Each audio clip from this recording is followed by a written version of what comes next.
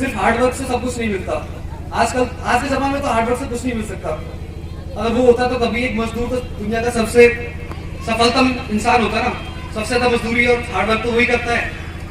अभी आज का जो जमाना है वो है स्मार्ट वर्क का। कौन कितना अच्छा सोच समझ के सही चीज समझ के और फिर बेस्ट से बेस्ट स्मार्टेस्ट तरीके से कोई काम करे। सौरभ से इंस्पिरेशन लेकर के और अपना जो है आगे भी बहुत बच्चे इस कंपटीशन में आए हैं और एनडीए को क्वालिफाई करें। ग्रेजुएशन एनडीए से करें, 12वीं किसी भी स्कूल से करें आप, लेकिन विशेष तैयारी के साथ एनडीए ज्वाइन करें, वहाँ से ग्रेजुएट हों और फिर अपनी रेस्पेक्टिव एकेडमी में जाकर के अपनी जो कोर है, जो विंग है सेना की, आर्मी है, एयरफोर्स या नेवी, वहाँ जाकर के अपना ट्रेनिंग करें। प्रत्येक व्यक्ति का एक हौसला होता है, लेकिन हौसले के साथ एक कर्म होता है। हालांकि इंसान कर्म का अधिकारी है, फल का अधिकारी नहीं है। कर्म मेरा डेली का 100 किलोमीटर का सफर था। वहाँ पे डेली 50 किलोमीटर दूर पनवल जाना, डेली 50 किलोमीटर वापस आना। हर दूसरे दिन मेरे सिर में दर्द हो जाता था सफर की वजह से ही। लेकिन बाकियों को लगता था इतना टाइम वेस्ट जाने में आने में, लेकिन वो मेरे लिए अपॉर्चुनिटी थी। 3 घंटे जाने को लगते थे, तो ये समझो कि 3 घंटे तो मेरे पढ़ाई के कहीं नहीं गए। दिन में 3 घंटे जाने के, 3 घंटे आने के, मतलब 6 घंटे। उसमें से 4 घंटे तो मैं अगर 4 घंटे भी अगर पढ़ता हूँ अच्छे से, तो सोचो दिन का 4 घंटे का जो सही समय है वो तो कहीं नहीं गया। मेरे अनुज, मेरे बड़े बुजुर्ग जो सभी यहाँ पे आए मुझे आशीर्वाद देने के लिए, सभी का बहुत बहुत धन्यवाद।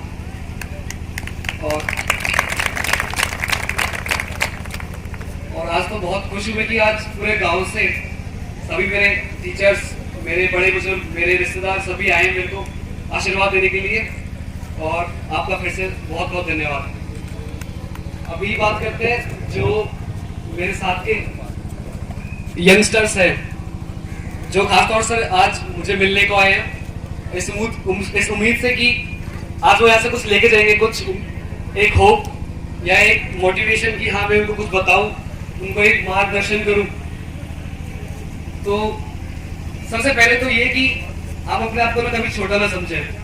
मैं भी इसी मिट्टी से निकला हूं और अपना ज्यादातर बचपन मैंने इन्हीं दोस्तों के साथ, इन्हीं टीचर्स के साथ, इन्हीं अपने भाइयों के साथ बिताया है। लोगों को क्या लगने लगता है कि यार चलो साइड वाला, मेरे घर पड़ोस वाला ही नहीं निकला तो मैं कहाँ से निकल जाऊंगा।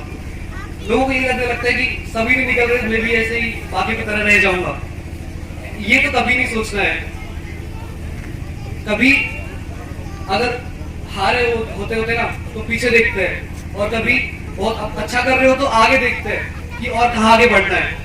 आप लोग अब कुछ अच्छा भी कर रहे हो तो बाकी जो अच्छा नहीं कर रहे उनको देख के लगता है कि मैं तो बहुत अच्छा कर रहा हूँ, बस यही रुक जाते हैं, बस इतनी सी जिंदगी है। अभी पहले मैं आपको बताता हूँ कि अब तक का सफर कैसा रहा। पहले मैं यहाँ पे 3री कक्षा तक अपने गांव में पढ़ता था। फिर उसके बाद अपने स्कूल में अच्छा करता था, स्कूल में अच्छी पढ़ाई होती थी, SR के स्कूल में मैं पढ़ता था यहाँ पे। फिर मेरे पापा जी ने देखा कि अच्छा कर सकता हूँ, अच्छा पढ़ाई कर रहा हूँ, तो उन्होंने मुझ पर विश्वास करके मुझे पास वाले कोसी में स्कूल में दाखिला कराया वहाँ पे। फिर मैंने भी उनको निराश नहीं किया, मैंने वहाँ पे बहुत अच्छा किया और बहुत अच्छे मार्क्स वहाँ पे कंप्लीट किए। फिर उसके बाद स्कूल बदला, फिर से SPS में रहा काफी टाइम तक, 10वीं तक। फिर यहाँ पे आपको एक टर्निंग पॉइंट बताता हूँ मैं कि मैंने यहाँ से 10वीं कक्षा क्यों छोड़ी, मैं अपने कोसी में क्यों नहीं पढ़ा। मुझे बताया गया था कि अगर आप यहाँ अच्छा कर सकते हो कहीं और भी अच्छा कर सकते हो, मतलब आप दूर शहर क्यों जा रहे हो पढ़ने के लिए। और उस टाइम पे टीचर्स भी बहुत अच्छे थे, लेकिन मेरे पापा जी ने मुझे बोला कि तुम पनवल क्यों जा रहे हो पढ़ने के लिए, यहीं पे क्यों नहीं पढ़ रहे, यहाँ भी अच्छे टीचर्स हैं। मैंने उनको बताया कि टीचर्स सभी अच्छे हैं, आसपास का माहौल है जो बहुत बड़ी प्रॉब्लम है। आसपास के जो लोग हैं उनके अंदर वो कॉम्पिटिटिव वाली फीलिंग ही नहीं है कि साथ वाला अच्छा कर रहा है तो मैं उससे और अच्छा करूं। सबको ये लगता है कि हम वो ऐसा कर रहा है, मैं भी ठीक ठाक कर रहा हूँ, बस चल ले तो ऐसे ही।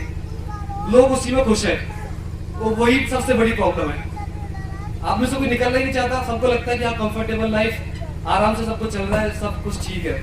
थोड़ी सी प्रॉब्लम आई तो वो डर जाते हैं, बस पीछे हट गए, वापस आ गए वहां से। बस इसी सोच को लेके मैंने वहां से निकला। और आपको बता दूं मैं पनवल स्कूल जाता था, मेरा डेली का 100 किलोमीटर का सफर था वहां पे। डेली 50 किलोमीटर दूर पनवल जाना, डेली 50 किलोमीटर वापस आना, हर दूसरे दिन मेरे सिर में दर्द हो जाता था सफर की वजह से ही। लेकिन बाकियों को लगता था इतना टाइम वेस्ट जाने में आने में, लेकिन वो मेरे लिए अपॉर्चुनिटी थी। 3 घंटे जाने को लगते थे, तो ये समझो कि 3 घंटे तो मेरे पढ़ाई के कहीं नहीं गए। दिन में 3 घंटे जाने के, 3 घंटे आने के, मतलब 6 घंटे। उसमें से 4 घंटे तो मैं अगर 4 घंटे भी अगर पढ़ता हूँ अच्छे से, तो सोचो दिन का 4 घंटे का जो सही समय है वो तो कहीं नहीं गया। अभी जो आपको लगता है कि सही नहीं हो रहा लाइफ में, वहां पे अपॉर्चुनिटी ढूंढनी होती है, वही अच्छा करते हैं। अगर वही लोग बाकी सभी लोगों की तरह क्रिप मारते रहेंगे, ये अच्छा नहीं हो रहा, वो अच्छा नहीं हो रहा, बस तो फिर सबको ये लगता है मेरे साथ तो अच्छा ही नहीं, उसकी किस्मत ज्यादा अच्छी है, उसके घर वाले ऐसे, मेरे घर वाले तो ऐसे। बस यही सोच के कैसे भी अपने आप को बहाना दे के बस मेहनत न करनी पड़े, ऐसा नहीं होना चाहिए। जो बुरा भी है तो उसमें आप एक अपॉर्चुनिटी ढूंढो कि मैं इसमें भी कैसे अच्छा कर सकता हूँ। बस ये स्टार्टिंग में मोटिवेशन था। फिर उसके बाद लक्ष्य था कि अपने 12वीं में बहुत अच्छा करना है, और उसी टाइम पे था कि मुझे एनडीए ज्वाइन करना है। एनडीए का ये इसलिए था क्योंकि एनडीए मेरा जो एम था कि मुझे बहुत जल्दी अपने पैरों पे खड़ा होना है, अपने पापा का साथ देना है बहुत जल्दी, क्योंकि उनके सर पे जिम्मेदारियां बहुत थी और मैं उनको बहुत टाइम तक बोझ नहीं देना चाहता था। इसलिए एम था कि बहुत जल्दी से जल्दी एनडीए ज्वाइन करनी है। उसके बाद 12th के बाद मैंने अप्रैल 2016 में अपना एनडीए का एग्जाम दिया रिटन, और फिर उसके बाद इंटरव्यू होता है सितंबर में। इंटरव्यू खत्म होने के बाद फिर 2017 जनवरी से मेरी वहाँ पे ट्रेनिंग शुरू हो गई एनडीए में, और 3 साल एनडीए पूरा करने के बाद फिर मेरा चयन हुआ एयरफोर्स अकेडमी हैदराबाद में। फिर वहाँ पे मेरी 1 साल ट्रेनिंग हुई, और 2 एयरक्राफ्ट है, पिलेटस और डॉर्नियर्स। और अभी 19 दिसंबर को मैं फाइनली पास आउट हो गया और मुझे बंक मिल गए, जो मेरा लक्ष्य था।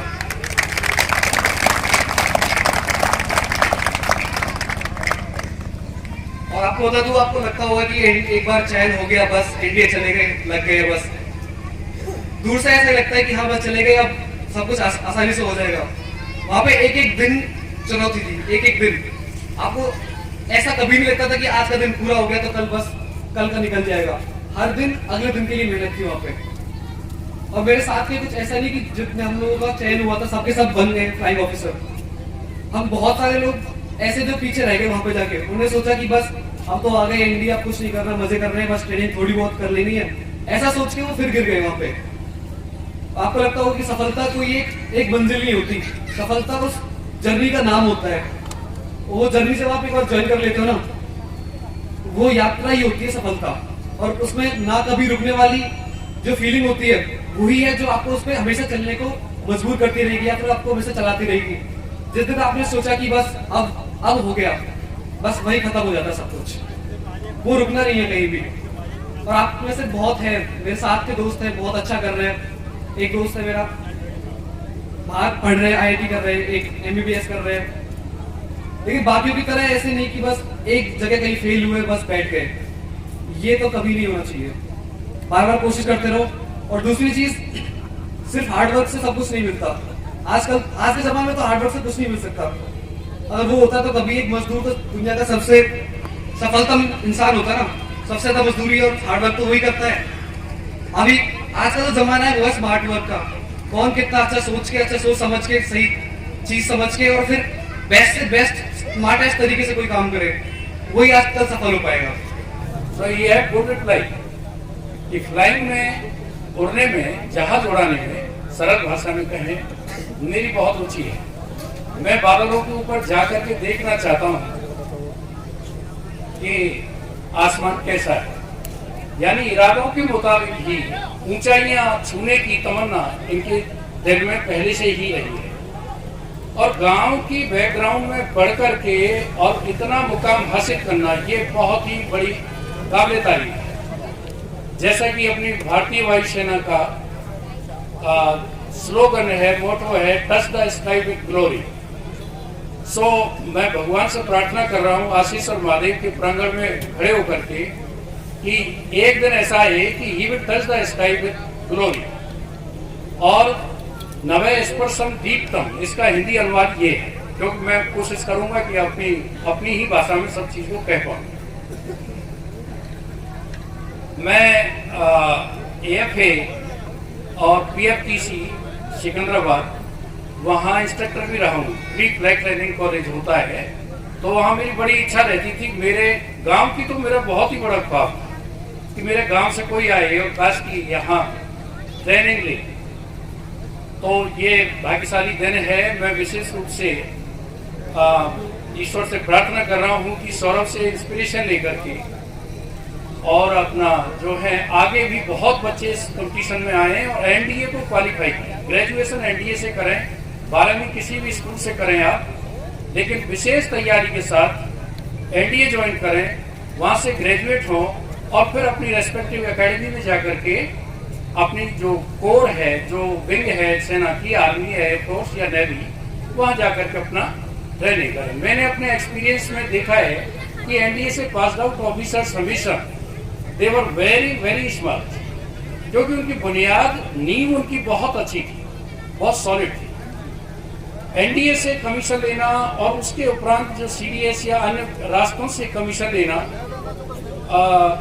वो भी अच्छा है, लेकिन जो शार्पनेस मैंने ऑब्जर्व की वो NDA के जो कैडेट्स थे उन्हीं के अंदर मैंने बहुत आयत में देखी। मेरा कहने का अर्थ ये है कि ऐसा नहीं कह रहा कि किसी में टैलेंट छुपा रहता, वो सब बहुत कुछ करते हैं। देन इन्होंने एक और इच्छा जाहिर की, C-17 ग्लोब मास्टर जो लेटेस्ट अपना वर्सन है एयरक्राफ्ट है, heavy transport aircraft. I hope आप ट्रांसपोर्ट में जा रहे हो, so good, because I have been in HS-7 Corvette Avro aircraft and for long 20 years I have spent there, but I was in technical department. एक ही साथ रहता है। Flying pilot को जो ताकत मिलती है, विश्वास मिलता है, वो टेक्निकल पर्सनल की ही बदौलत मिलता है, क्योंकि उन्हें जो मशीन ले जानी होती है वो एक भरोसा होता है कि मेरे जो टेक्निकल इंजीनियर विंग वाले हैं उन्होंने 100% मुझे मशीन फुल प्रूफ दी है। सो अनंत संभावनाएं हैं सौरभ के लिए, और मैं तो कहूँगा कि अभी एक मुकाम हासिल किया है, अभी तो मुकाम बहुत पड़े हैं आपको हासिल करने के लिए। सो यंग, सो हैंडसम।